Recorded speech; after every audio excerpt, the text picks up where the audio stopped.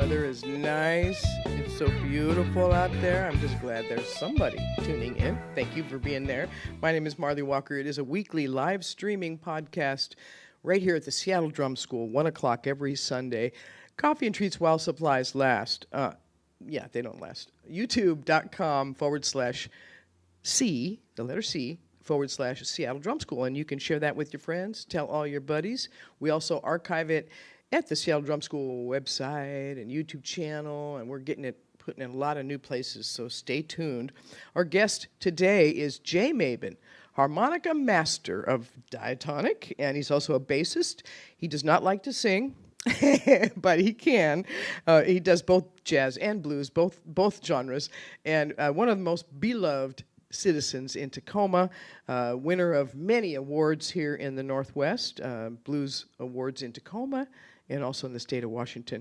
So want to get on with the show. Again, thanks to our sponsor, Mitch's Best Buffalo Sauce. You can scan the QR code or go to mitchesfoods.com. We're broadcasting right here on Duwamish land in Seattle's Georgetown area from the lab. That's the little auditorium in the back at 1010 South Bailey in Seattle at the Seattle Drum School of Music. They teach everything here, not just drums. Your voice, violin, ukulele. I took a lesson from Darren. Darren Lucas is a great blues man. He's hosting a blues jam Mondays, 7 to 8 p.m., and it's a lesson situation, so you can learn. If you're 15 years, at least 15 years old, and you have 2 years on your instrument, you can join in the blues jam. It's a class, basically. You play in an ensemble. You learn how to play with others.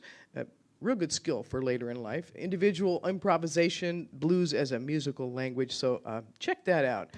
We are here, as I said, on Duwamish land, and we recognize the Duwamish people and thank them for taking care of this land for generations.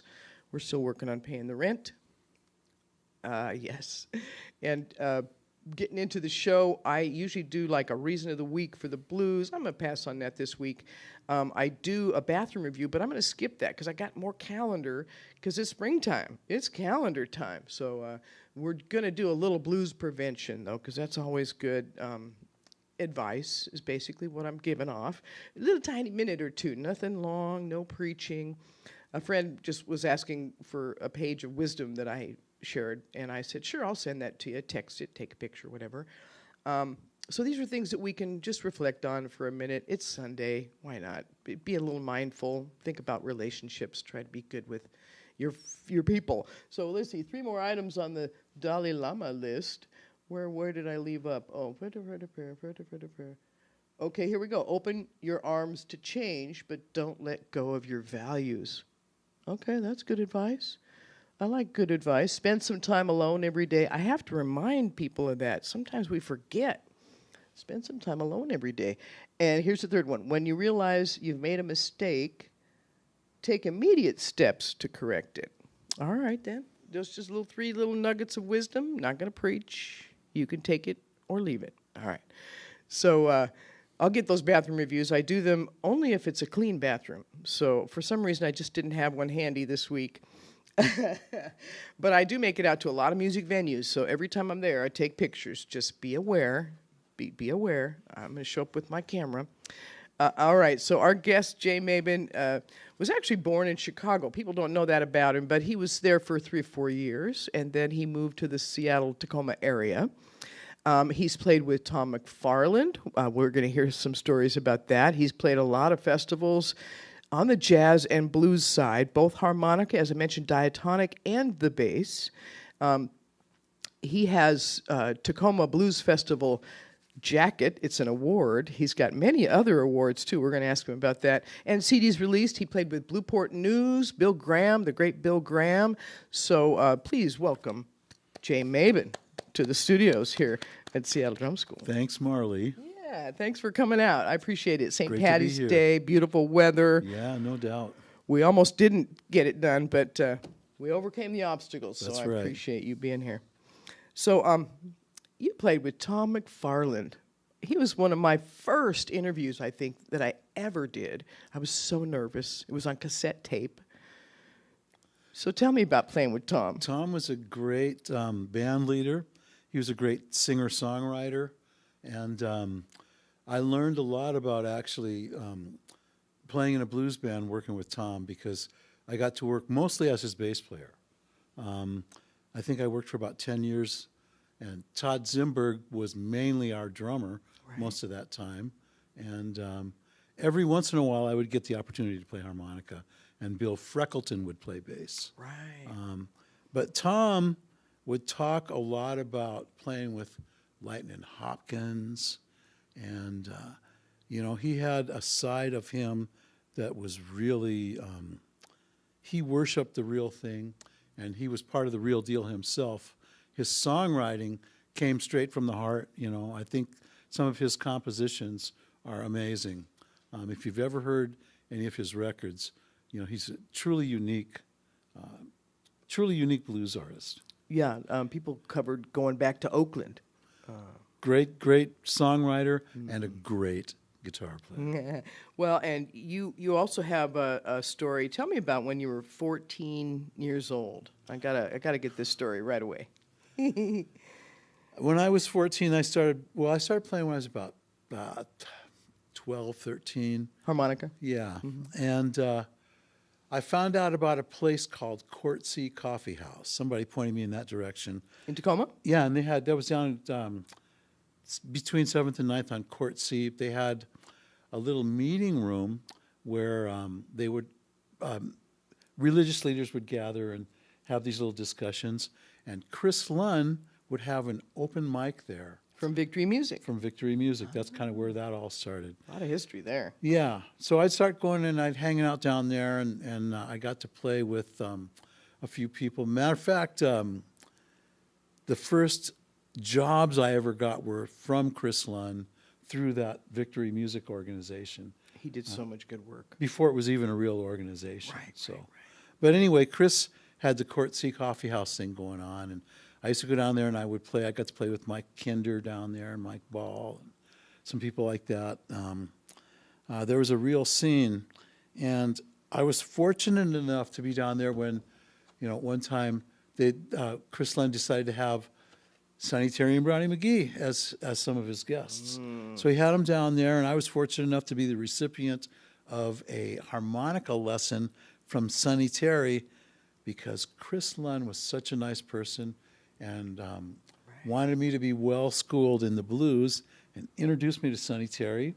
And Sonny Terry was gracious enough to, I didn't ask him for a harmonica lesson. He just took me in the back room, gave me a harmonica lesson, and then invited me to play with them on stage. So that was a real experience. And Well, now, what kind of harmonica? Was that a marine band? it was a marine band. That's all I used to play, yeah. Yeah. I remember the marine bands were like $3.25, and blues harps were $3.75 back then. Yeah. Okay. So I played the marine band. They were better instruments anyway. But Sonny Terry, gave me my first harmonica lesson. And back then, there was a myth going around that if you put your harmonica in water or gin or something, it would make it sound better. I didn't know why, but this seemed to work. Later, I came to find out it's because when the harmonica is wet, it absorbs water, makes the wood swell, which makes it more airtight and makes it speak louder and gives it a little ballsier tone. So I'd been doing that to my instruments. And Sonny Terry played my harmonica, and he said, "Boy, you've been soaking this harmonica in water, ain't you?" And I said, "Yes, I have." He said, "Don't do that. That ruins them instruments." So ever since then, I got a great tip to save me a lot of money. So Sonny Terry, as well as giving me a great harmonica lesson, told me that and saved me a lot of bucks. Oh, nice. In my future of being a harmonica Well, player, what did he teach you about playing? What playing lesson did you get from Sonny Terry? He basically listened to me and probably just see if I was going in the right direction. Talked to me about, listening to music, and we just exchanged a few riffs, and it was kind of a short little thing, but Cool. I think that after Chris introduced him to me, probably just wanted to see if I had anything. I'm not sure that I did, but he was nice enough to me anyway. You were 14. Yeah, to let me come up and play with them on stage. Oh, so, cool. Yeah. So that was an honor. I bet. Yeah. So what was your dad ran a record store in Tacoma. He did. And you had to listen to so much music. What do you remember the first harmonica that stood out to you on record? Wow. it was long before I ever was familiar with the genres like blues or jazz or any of that. I remember hearing the sound of the instrument on television, you know, in westerns and things like that. It always made my ear perk up. So long before I was ever a player, I was attracted to the sound of the instrument. Yeah, So, yeah. yeah. Bent notes. Well, actually, back then, I think in all those cowboy movies, there weren't a whole lot of bent notes going on. No. I just liked the sound of the blown reed, you know, Yeah, the yeah. sound of the harmonica. So all that other stuff came later for me. How about the diatonic? I mean, when did that kick in? I had been toying with the idea of being a musician. I had a drum set that I traded a guy in the 7th grade for a guitar that had one string on it. So I would play that. I had no future with that. So I used to get $5 a week for allowance. And I think one day I decided to buy a harmonica. And the rest is kind of history. Cool. Well, now, you talked about listening to Lee Morgan, some other records in your dad's jazz collection. Mm-hmm. Tell me about some other records that influenced you. Well, you know, my jazz listening was really limited in the earlier years to things that were kind of familiar sounding to me. And I liked a lot of things that replicated like vamps and rhythmic figures that I heard in the rock music that I liked. So I really related to some of the music that was reinforced with electronic instruments. And back in those days, Freddie Hubbard, Cannonball Adderley, Miles Davis, people like that they were sort of reinforcing their music with electronic and contemporary elements of the day. So that's some of the first stuff that really kind of perked up my interest. Right. And then I'd been listening to a lot of rock music, and the stuff that I really liked was a lot of the trio stuff like Hendrix and the Cream and music like that where there were long solos.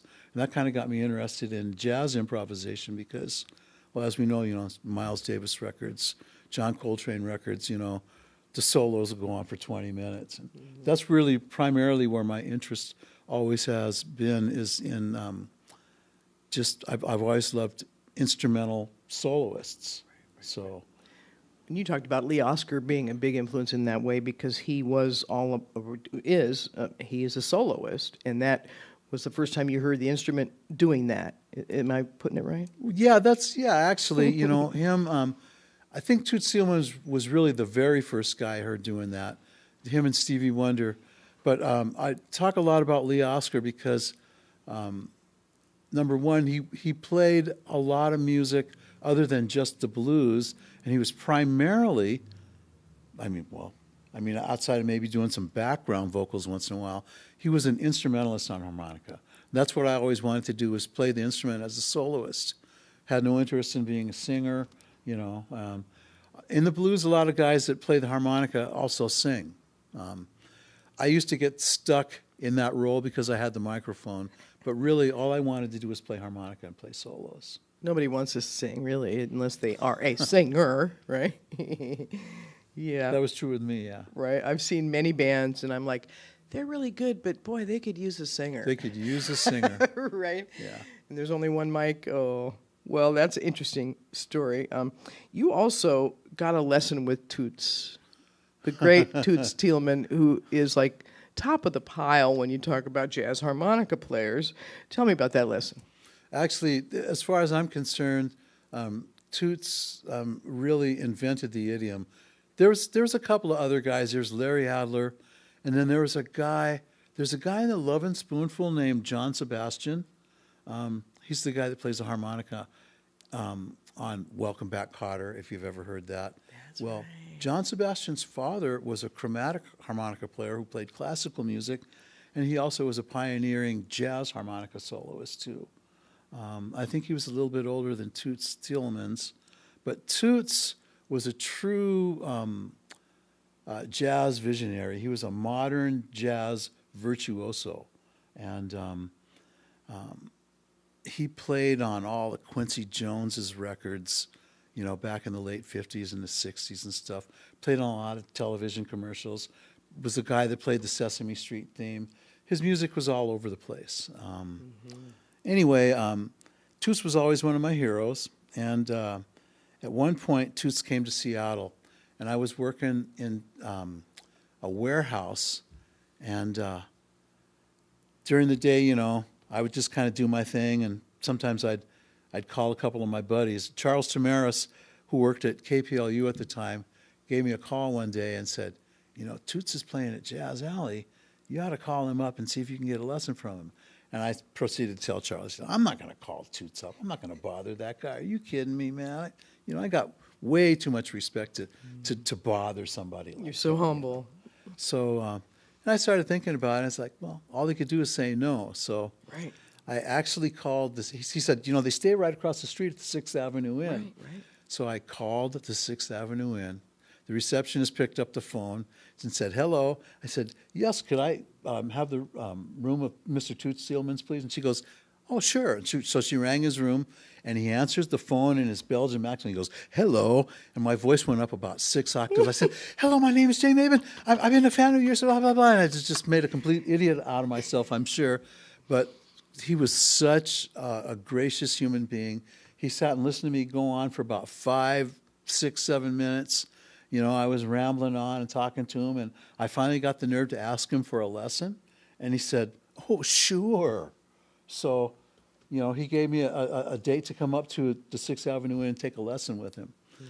And another cool thing that happened was a friend of mine and I, Rick Lepinen, who's bass player for Pearl Django, we were sitting at a table on one of the nights Toots was playing, and this is before I had the lesson.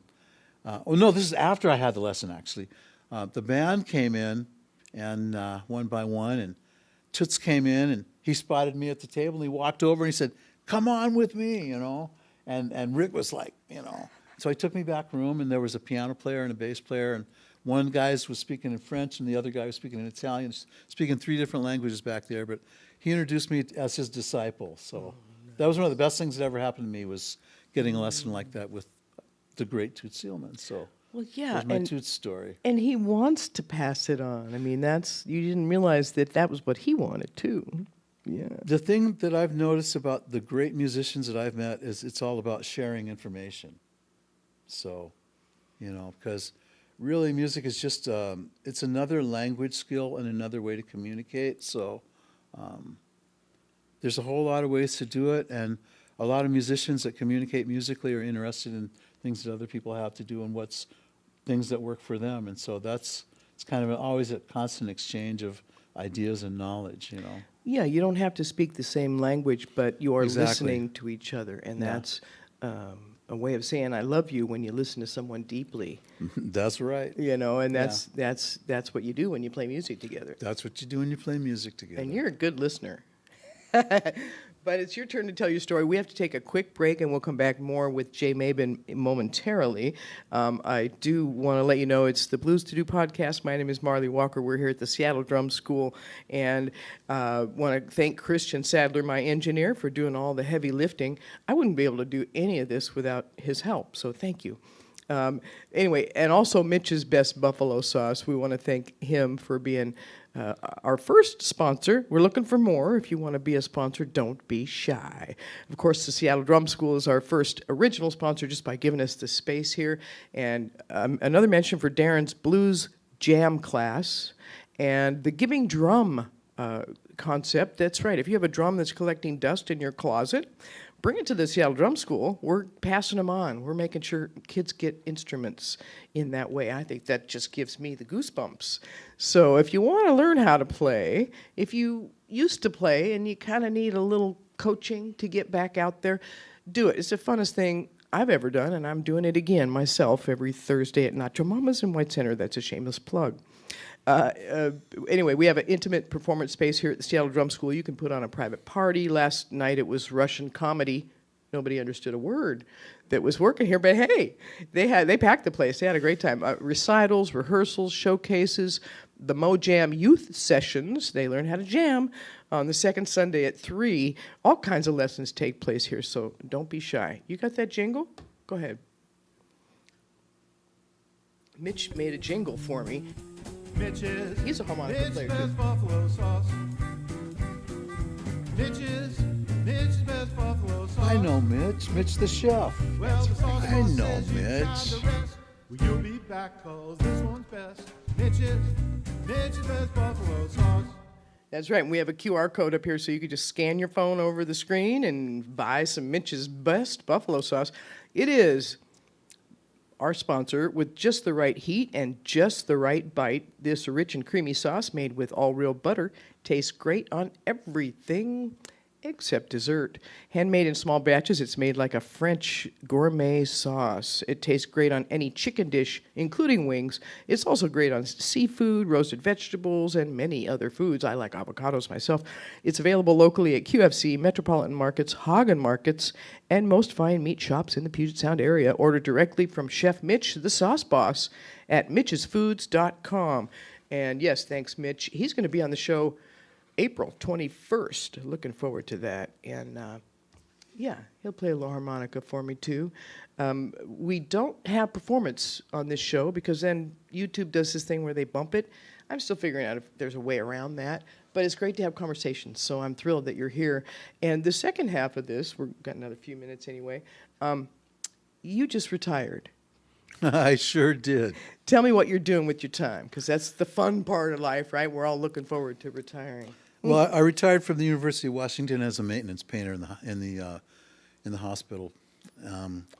But at any rate, Thank you for your service. yes, I spend most of my time practicing. Outside of doing stuff to maintain my house and yard, I've got a lot of time to practice now, and so I'm trying to redo some things that I've been kind of leaving in the dust for the last couple of years, kind of taking the dust off of some stuff. And I'm also, my big thing that I do right now is I study bass. So I'm studying string bass, and I used to play a long time ago. I played some jazz stuff, and I kind of got started. So I'm picking up where I left off, and I'm You're talking about the one that's Yeah. stand up, huh? So I'm love trying that. to pick up where I left off and move on from there, and Cool. I have a lot of fun doing that. Now, you have CDs out. I didn't mention them at all. Let's talk about your music, and are you going to put a new one together? Let's talk about that. I have one CD that was self-produced back. Oh man, how long ago was this? I think it was recorded in '81 or so. That was a while ago. That was a long time on ago. cassette? No, actually, no. It was a CD. Okay. Back in those days, I was playing at Presitos every Monday night. I had that job for Presitos, every Monday yeah. night for 7 years. I talked about that when I was on the air there. Yeah. But anyway, so the guys that I had in that group backed me up, and Tom McFarland was on that, and a couple other friends of mine. And half of it was jazz and half of it was blues, because back then, what I saw going on was everybody had a CD out. And I wanted to put a CD out, and I'd been talking about it, and I never really had the financial resources to pull it together myself. It was just a pipe dream. And one day somebody said, look, I'll fund the recording. Let's just go in and do it. So I had 2 sessions, one with Tom McFarland and some friends. We recorded some blues tunes that I had written, and another one with some jazz players. And we recorded a couple tunes that I did and a couple standards. So, and we put that out. And like I said, it was a self-produced kind of a thing. It was done on a shoestring budget. But I learned a lot in the process, mostly what not to do. It took a long time for me to actually live with the product before I got it mastered and put out, just because I was so busy picking it apart that by the time I put it out, I was just completely sick of listening to it. But when it got remastered, it breathed new life into the project, and I kind of started listening to it with different ears. And so, like I said, that was a long time ago. I put it on once in a while, and I realized, that was a pretty good sophomore effort. I would probably do some things differently now, but it was a real learning experience. And I was lucky to have that experience. So you want to do it again? At some point, yeah, you bet. Okay, let's Yeah. plant that seed. Okay. Because I think you would still get a lot of that same support. You know what I mean? There's, Oh yeah, it's time for me. there's to make another organizations, record. there's Yeah. recording studios. They're building one in Tacoma, or I'm in Seattle on top of King Street Station, and it's going to be a nonprofit. So they want to bring people in and get their stuff recorded. Yeah, yeah. So yes, we'll have to make sure and put those dots together during your retirement, since all you're doing is practicing. That's all I'm doing. Never stop practicing. That's right. What did my mom say? Only practice on the days you eat. I think she stole that quote, but it's still a good quote. That's a good quote. I It's like a it. good quote. So what kind of advice do you give your kids? Because your kids play music. You know what? I'll tell you something about that. I don't give advice about playing music because I think that for a long time when I was coming up, you know, I was really naive when I was younger, and I thought, oh, I'm just going to play music. And so I did that. You know, I did the garage band thing and playing in rock groups and stuff like that. And what I came to realize is that it's really not the best way to make a living. You know, the starving artist thing is kind of overrated. And I think that if you want to play music, you got to be ready to take some real hard knocks. So I just wanted my kids to play music so that they could use it as a skill to be better at whatever they wanted to do. And so I really never gave my kids advice about playing music. If they wanted to know something about an instrument that I knew something about, I could talk about that. But I never pushed music, and I wouldn't push music on anybody. You know, because if that's something that you want to do, you find a way to do it, and that's what you do. But, you know, it's not the kind of a thing where there's a lot of support for creative artists in America. It's, you know, you got to be willing to take a lot of hard knocks to even get your music heard anywhere. Yeah, you have to have more skills than just playing music. You have Exactly. It you takes have a to know lot how of to work. drive and It takes a do business sales and sensibility. There's a lot computer of stuff going and on. Yeah, social media, all that. It's a never-ending learning curve. that's right. For me, too. I feel the same, yeah. So your kids play music, though. They do. Tell me about that. Well, you know, my daughter plays violin, my youngest daughter. My oldest daughter plays piano, and she also played trumpet for a long time. She hasn't played trumpet for a while, but she works on the piano a lot. And at some point, I keep threatening that we're going to get together and have a little family group and play some music. It hasn't happened yet, but it's still in the works. It's still a pipe dream. Well, and you know, playing with your kids, I mean, that leaves memories. I always tell people, you know, my favorite question is to ask, do you play music when I'm out medical appointments, whatever I'm doing? And then I say, do you play with your kids? Because that means the kid remembers that song that they played with their parent, and that musical connection, there's nothing more bonding, I think, than playing music with your family. I mean, I don't get along with my family always, but we play music together, and we sound great. Harmony is awesome. So I recommend it, even if you're not in the same political camp. You can play music together and That's with nice, your kids. Yeah. So that's cool. They play. They do. Send them on down here to the drum school. We got a jam session or two. We'd love some great women players, and All we got a right. grand piano right behind this curtain, Nice. and always a drum kit set up right back over here, and a full back line. So we do a lot of fun stuff here at the Seattle Drum School. What didn't I ask you about yet? You got big gigs coming up, or should we? You know, I'm just sticking my fingers back out into the music business, you know. Good. Music world again. I'm playing all the local little places.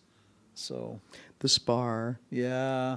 Little places like McMiniman's. Yeah. I those saw you kind- played McMiniman's. Yeah, we played there. Yeah. That's a great room. Cider I'm and so Cedar in pleased. Tacoma, really nice new club down there that has great vibe for music, you know. So we're getting out there a little bit. I got a little jazz quartet that's playing around. So Cool. What That's do you what I'm call it? doing. J. Mabin and Friends. There you go. As it should be. Yeah. The name of the record store your dad ran, just so people know this history, The Record Bar. It was the Record Bar. There was a couple that owned it for a lot of years. My father was a postman, and he retired from that, and he owned the Record Bar for about 3 years towards the end of its existence. You ever want to run a record store yourself? You know, I toyed with the idea of it. I'm more of a listener and a collector than I am a salesperson. So. Oh, yeah, But yeah. I thought it would be a fun way to make a living. Yeah, I bet your collection is incredible. I have a nice jazz collection. Okay, Yeah. okay. Where's that going? I mean, do you have a place you want to put that when you're done on the earth? That's something I need to think about. Me too. Yeah. Me too. Some of those collections, it's like a radio station needs to be like forever in existence so that they could have all these cool records Yeah. and the vinyl that's out there that Right. won't be released on CD. Right, exactly. Because it just won't be enough sales involved. That's right, yeah. Well, what a wonderful conversation. Is there anything you want to say more? 'Cause No, just, I'm out of thanks for remembering me. Are you kidding? Thanks for making me not feel like an old has-been and having me on your show to talk about what I might be doing in the future, so. I love that you're back and that you're retired and that you're healthy. So we're going to keep putting you to work and featuring your stuff in our calendar. Thanks, Marlee. So yes, once again, Jay Mabin, everybody, give some love to Jay for being here at the Seattle Drum School for Great the to be here. podcast. I have a minute maybe to do a calendar, and I did get some festival dates. So let me mention also, Elna Jordan turns 69 this week. She does her annual party at the Royal Room on Tuesday, the 19th. And we had her on last week, so we're looking forward to going to that party. She always puts on a great party. Jazz, blues, everything. She doesn't put herself in any kind of category. It's a box she'll bust out. John Stephan will be our guest next week, the 24th. I also have Doug Lynn Calkins coming through town. He's got 3 dates, and I think there's a poster somewhere. Oh, look, there's Jay playing the bass. Cool. Anyway, there's a poster for it Doug Lynn Calkins, he's going to play the Salmon Bay Eagles, another place, I think Madison's maybe in Everett this weekend, and coming up on Sunday, he's playing the Spar Beer Parlor. So we got him wrangled into coming in, giving us 5 minutes just to kind of get an update on Doug Lynn Calkins, because I did already book John Stephan. He gets the show. But we'll do a little extra and put that on the web. Hopefully my website will be up and launched by then, my new one. I'm excited about that.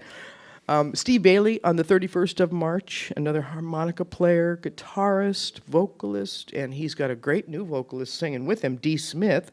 And then on the 7th of April, looking forward to Brittany Davis. Like a female Stevie Wonder, amazing singer, keyboard player. She can really well and does some recording studio stuff. Anyway, we'll get a conversation with her on the 7th of April.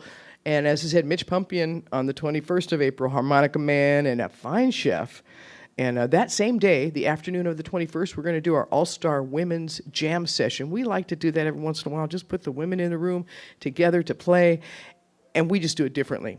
I can't say it any way other way than that. We women do it differently. So from 2 to 5 in the afternoon on the 21st of April, no matter what the weather, we're going to have our All-Star Women Jam. So looking forward to that. I'll tell you more about who's coming to that in future weeks.